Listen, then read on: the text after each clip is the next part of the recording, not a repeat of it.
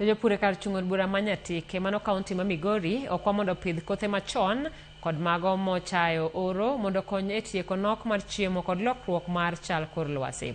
Kwa makamago biro e kinde ma chiwo chiemo kod kothe manotim kod riwruog jochiw sir mar maendeleo endelevu na jumuishi komakore kod 10 kaunti ma Migori.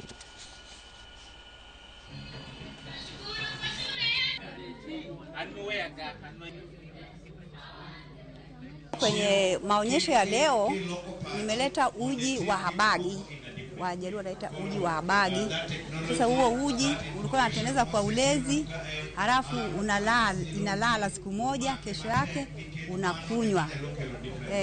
Huo uji ulikuwa uhitaji sana sukari. Ulikuwa unaweza kunywa tu unasikia utamu wake.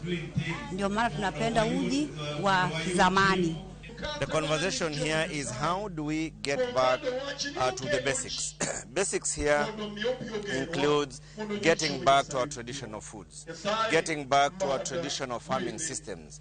And those systems are actually important and effective because of the climate change that we keep experiencing. Today, with the kind of rainfall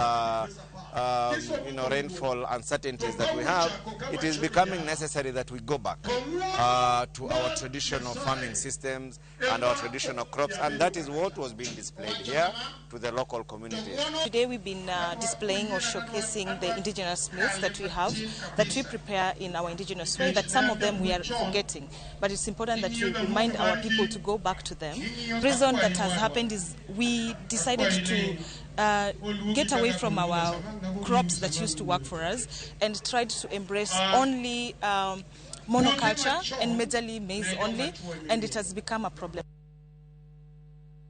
Jopur ni angetong mar Kericho gi Kisumu okwedo pach sirikal mar golo osuru mar dongruok ra Sugar Development Levy kowuok e Kenya Sugar Board nyaka bad migawo machielo ka giwacho